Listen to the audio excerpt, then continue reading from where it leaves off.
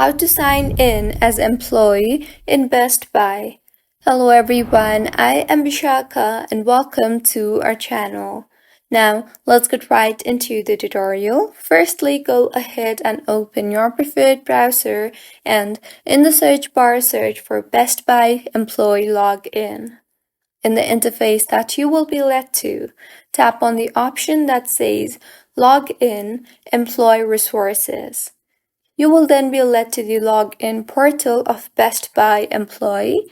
So go ahead and enter your Best Buy user ID and tap on the next button. You will then be asked to enter the password for your Best Buy employee login. So go ahead and enter the password and further tap on the sign in button.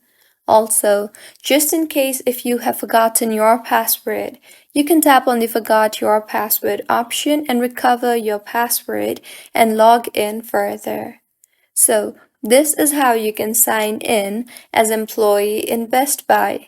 If you find this tutorial helpful, please like the video and do subscribe to our channel for more helpful tutorials like this. Thank you for staying with us until the end.